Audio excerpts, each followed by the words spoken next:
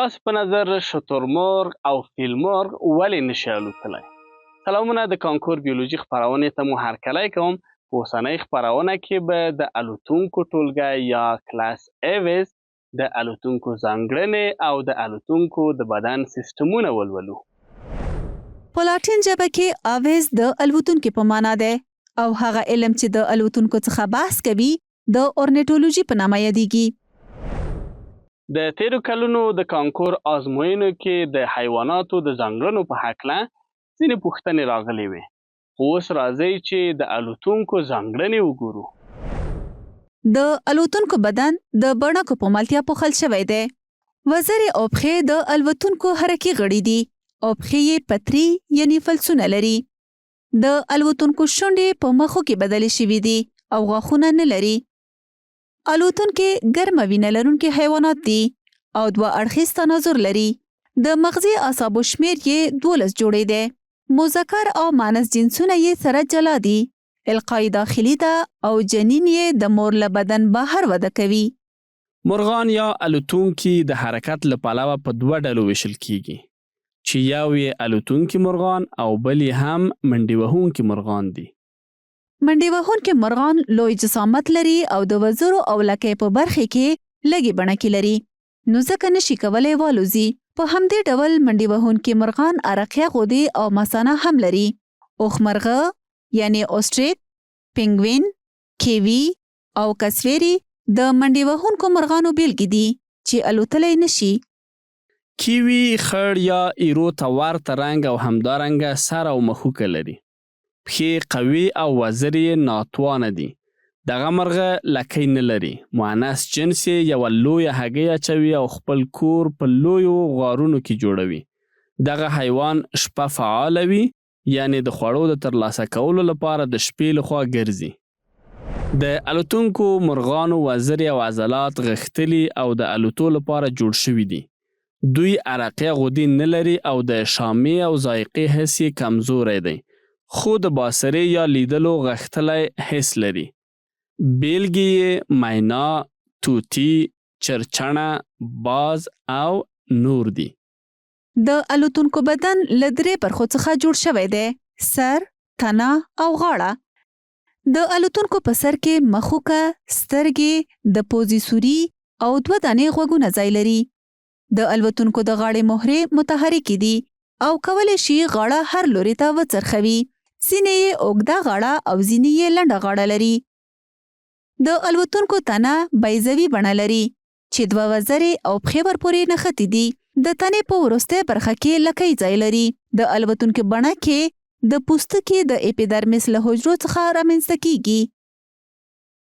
د الوتونکو د هاضمې سیستم په غړو کې مخوکه، مری، جاغور، لومړنۍ معده، سنګدان، کولمې او کلواکا شتون لري. وکه خوړونکي مرغان جاغور او سنګدان نه لري.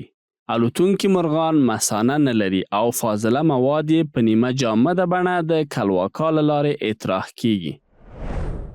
الوتونکي د سږو په مرسته تنفس کوي. هوایي کڅوړې په الوتلو کې مرسته کوي. هوا د پوزې له سوریو چې د مخوکې په وروستۍ برخه کې ځای لري ننوځي او د قصبة الریې له لارې سږو یا هوایي کڅوړو ته رسي. د الوتونکو په بلعوم کې صوتي بکس د سیرنګس په نامه شتون لري چې پکې صوتي تارونه موجود دي چې د سږو د هوا له امله بیلابیل اوازونه تولیدوي. د ټولو الوتونکو زړه د تیلرونکو په څیر 4 جوفونه لري او د کبانو برعکس د وینې دواړه ډول دورانونه یعنی صغیر دوران او کبیر دوران لري. الوتونکي 2 دانې قهوه‌ای رنګه بډوډي یا پښتورګي لري چې د ملا د تیر په اوږدو کې ځای لري او د حالب تیوب ترې راوتلی چې د کلواکا سره تړلی دی. الوتونکي داخلي سکلیټ لري چې له هډوکو جوړ شوی دی. د الوتونکو هډوکي کلک او منځتشي دي.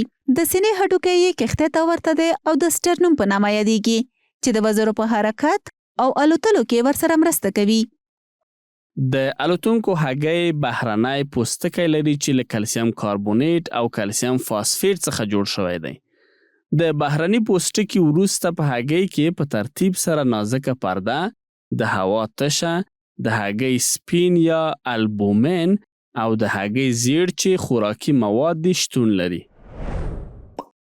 د اویس کلمه په لاټین کې په څه معنا ده؟ 1. حشرې 2. څخیدونکې 3. الوتونکې 4. تیلرونکې.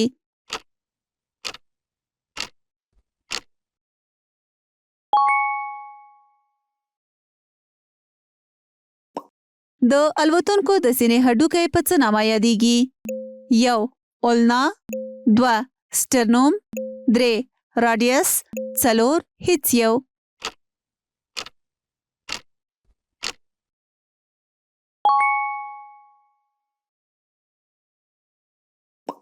هغه علم چې له الوتونکو څخه بحث کوي په څه نامه یادیږي؟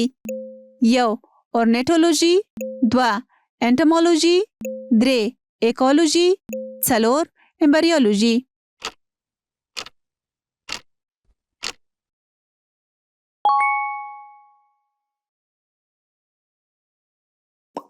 د الوتونکو صوتي باکس په څه نامه یادیږي؟ 1. الویولای 2. سیرنګس 3. سټرنوم 4. میوکس.